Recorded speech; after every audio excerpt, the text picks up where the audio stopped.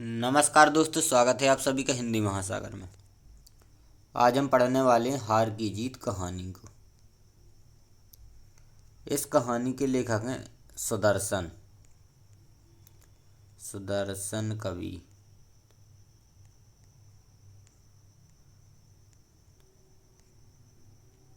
इस कहानी के माध्यम से लेखक ने बताया है कि कैसे बाबा भारती जो हैं, जो एक संत हैं, वो हार कर भी जीत जाते हैं। तो इस कहानी को पढ़ने के बाद आपको पता चलेगा कि कैसे व्यक्ति हार कर जीत जाता है। तो आइए इस कहानी को पढ़ते। बहुत ही इंटरेस्टिंग कहानी है, तो इसको पढ़ते हैं। माँ को अपने बेटे और किसान को अपने लहलहाते खेत को देखकर जो आनंद आता है, वही आनंद आता है बाबा भारती को अपना घोड़ा देखकर। तो जिस प्रकार का आनंद माता को अपने बेटे को देखकर और किसान को अपने खेत को देखकर आता है, उसी प्रकार का आनंद बाबा भारती को अपने घोड़े को देखकर आता है। तो बाबा भारती हैं, जो उनका घोड़ा है, वो उससे बहुत ही प्रेम करते हैं।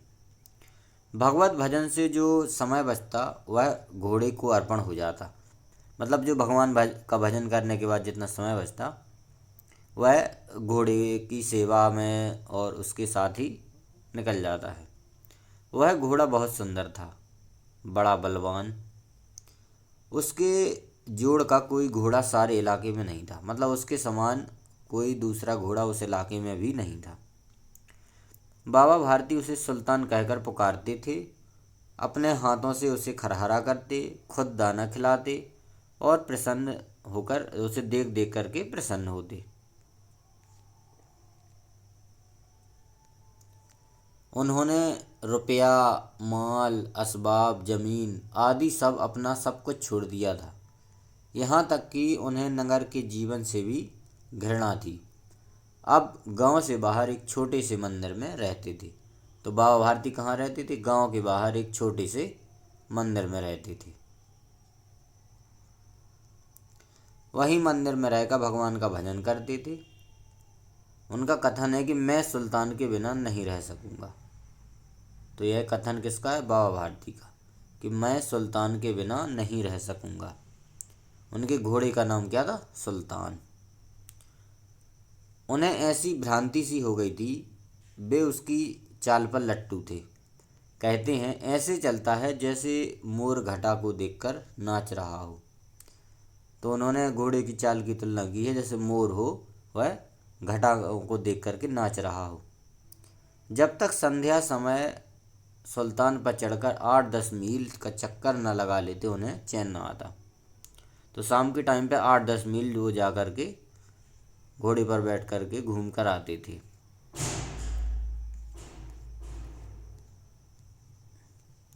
खड़क सिंह उस इलाके का प्रसिद्ध डाकू था। तो जो जिस इलाके में बाबा भारती रहते थे, उस इलाके का प्रसिद्ध डाकू कौन था? खड़क सिंह। एक कुख्यात डाकू था। उसका नाम सुनकर लोग कांपते थे। होते होते सुल्तान की कीर्ति उसके कानों तक पहुंची। मतलब जो बाबा भारती का घोड़ा सुल्तान था, उसकी जो कीर्ति है, उसकी जो खूबियां हैं, वो सुल्तान के कानों तक पहुंच गईं। उसका हृदय उसे देखने के लिए अधीर हो उठा। एक दिन वह दोपहर के समय बाबा भारती के पास पहुंचा, नमस्कार करके बैठ गया। बाबा भारती ने पूछा, खड़क सिंह क्या हाल है? खड़क सिंह ने सिर झुकाकर उत्तर दिया, आपकी दया है। कहो, बाबा भारती ने पूछा, इधर कैसे आए हो? सुल्तान की चाह खींच लाई सुल्तान, खड़क सिंह ने कहा। विचित्र जानवर है, देखोगे तो प्रसन्न हो जाओगे। मैंने बड़ी प्रशंसा सुनी है। उसकी चाल तुम्हारा मन मोह लेगी। कहते हैं देखने में बहुत सुंदर है। क्या कहना, जो उसे एक बार देख लेता है, उसके हृदय पर उसकी छवि अंकित हो जाती है। बहुत दिनों से अभिलाषा थी, आज उपस्थित हो सका हूँ। बाबा भारती और खड़क सिंह दोनों अस्तबल में पहुंचे। बाबा ने घोड़ा दिखाया घमंड से, खड़क सिंह ने घोड़ा देखा आश्चर्य से। तो बाबा ने घोड़ा कैसे दिखाया? घमंड से, और खड़क सिंह ने आश्चर्य से उसको देखा। उसने सैकड़ों घोड़े देखे थे, परंतु ऐसा बांका घोड़ा उसकी आंखों से कभी न गुजरा था। सोचने लगा, भाग्य की बात है, ऐसा घोड़ा खड़क सिंह के पास होना चाहिए था। इस साधु को ऐसी चीज़ों से क्या लाभ। कुछ देर तक आश्चर्य से चुपचाप खड़ा रहा। इसके पश्चात उसके हृदय में हलचल होने लगी। बालकों की सी अधीरता से बोला, परंतु बाबा जी, इसकी चाल तो देखी, चाल ना देखी तो क्या देखा। बाबा भारती भी मनुष्य ही थे। अपनी चीज की प्रशंसा दूसरे के मुख से सुनने के लिए उनका हृदय जो है अधीर हो गया। घोड़े को खोलकर बाहर लाए और उसकी पीठ पर हाथ फेरने लगे। एकाएक वो चक्कर सवार हो गए घोड़े पर। घोड़ा हवा से बातें करने लगा। उसकी चाल देखकर खड़क सिंह के हृदय पर सांप लौट गया। तो उसके चाल देखकर खड़क सिंह के हृदय पर क्या हो गया, सांप लौट गया है, एक मुहावरा है। वह डाकू था और जो वस्तु उसे पसंद आ जाए उस पर वह अपना अधिकार समझता था। उसके पास बाहुबल था।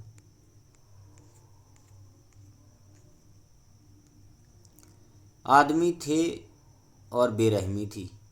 जाते जाते उसने कहा, बाबूजी, मैं यह घोड़ा आपके पास ना रहने दूंगा। तो जाते समय जब घोड़ा को देख करके खड़क सिंह जाने लगा तो उसने बाबा भारती से कहा कि यह घोड़ा मैं आपके पास बाबा जी नहीं रहने दूंगा। बाबा भारती डर गए। उन्हें अब रात को नींद न आती। सारी रात अस्तबल की रखवाली करने में कटने लगी। प्रति क्षण खड़क सिंह का भय लगा रहता, परंतु कई मास बीत गए, वह न आया। यहाँ तक कि बाबा भारती कुछ असावधान हो गए और इस भय को स्वप्न की भय की नाई मिथ्या समझकर भूल गए। जब काफ़ी दिन हो गए, कई महीने बीत गए और खड़क सिंह नहीं आया, तो उन्होंने इस बात को झूठ समझ करके वो भूल गए। संध्या का समय था, मतलब शाम का समय था। बाबा भारती सुल्तान की पीठ पर सवार होकर घूमने जा रहे थे।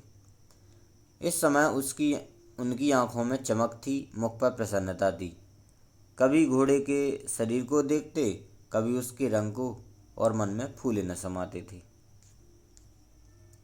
सहसा एक ओर से आवाज आई, ओ बाबा, इस कंगले की सुनते जाना। तो जब वो अपने घोड़े पर बैठ के जा रहे थे तो उन्हें आवाज़ आई कि वो बाबा, इस कंगले को सुनते जाना। यह आवाज़ उसी डाकू खड़क सिंह की थी। आवाज़ में करुणा थी, माने दुख था। बाबा ने घोड़े को रोक लिया। देखा, एक अपाहिज वृक्ष के नीचे छाया में पड़ा कराह रहा है। बोले, तुम्हें क्या कष्ट है। अपाहिज ने हाथ जोड़कर कहा, बाबा, मैं दुखियारा हूँ, मुझ पर दया करो। राम वाला यहाँ से 3 मील दूर है। तो अपाहिज ने क्या कहा, कहाँ जाना है मुझे। राम वाला जाना है। और कितने मील दूर है। तो 3 मील दूर। तो अपाहिज ने कहा कि राम वाला यहाँ से 3 मील दूर है, मुझे वहाँ जाना है। घोड़े पर चढ़ा लो, परमात्मा भला करेगा। उन्होंने पूछा, वहाँ तुम्हारा कौन है। तो उसने बताया, दुर्गा दत्त वैद का नाम आपने सुना होगा, मैं उनका सौतेला भाई हूँ। तो ये सभी मुष्ट कठन नोट करते जाना कि उसने अपने को किसका सौतेला भाई बताया। तो दुर्गा दत्त वैद का सौतेला भाई अपाहिज ने बताया। बाबा भारती ने घोड़े से उतरकर अपाहिज को घोड़े पर सवार किया और स्वयं उसकी लगाम पकड़कर धीरे धीरे चलने लगे। सहसा उन्हें एक झटका सा लगा और लगाम हाथ से छूट गई। उनके आश्चर्य का ठिकाना न रहा जब उन्होंने देखा कि अपाहिज घोड़े की पीठ पर तनकर बैठा है और घोड़े को दौड़ाए लिए जा रहा है। उनके मुख से भय, विस्मय और निराशा से मिली हुई चीख निकल गई। वह अपाहिज कोई और नहीं, डाकू खड़क सिंह था। तो डाकू खड़क सिंह ने अपाहिज बनकर बाबा भारती को धोखा दिया और उनके घोड़े को लेकर भागने लगा। बाबा भारती कुछ देर तक चुप रहे। कुछ समय पश्चात कुछ निश्चय करके पूरे बल से चिल्लाकर बोले, जरा ठहर जाओ। खड़क सिंह ने यह आवाज़ सुनकर घोड़ा रोक लिया और उसकी गर्दन पर प्यार से हाथ फेरते हुए कहा, बाबा जी, यह घोड़ा अब न दूंगा।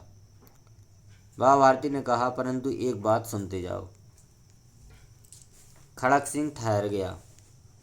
बाबा भारती ने निकट जाकर उसकी ओर ऐसी आंखों से देखा जैसे बकरा कसाई की ओर देखता है, और कहा, यह घोड़ा तुम्हारा हो चुका है। मैं तुमसे इसे वापस करने के लिए ना कहूँगा, परंतु खड़क सिंह केवल एक प्रार्थना करता हूँ, इसे अस्वीकार ना करना, नहीं तो मेरा दिल टूट जाएगा। खड़क सिंह ने कहा, बाबा जी आज्ञा करिए, मैं आपका दास हूँ, केवल यह घोड़ा ना दूंगा, बाकी आप कुछ भी कहो तो कर दूंगा। अब घोड़े का नाम ना लो, मैं तुमसे इस विषय में कुछ न कहूँगा।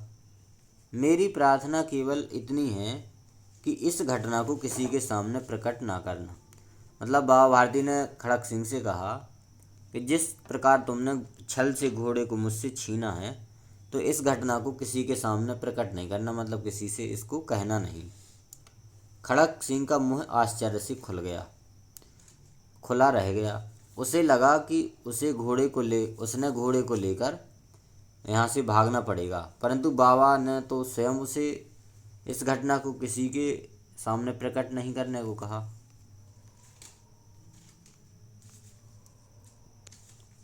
इससे क्या प्रयोजन सिद्ध हो सकता है? खड़क सिंह ने बहुत सोचा, बहुत सिर मारा, परंतु कुछ न समझ सका। हार कर उसने अपनी आंखें बाबा भारती के मुख पर गड़ा दी और पूछा, बाबा जी, इसमें आपको क्या डर है?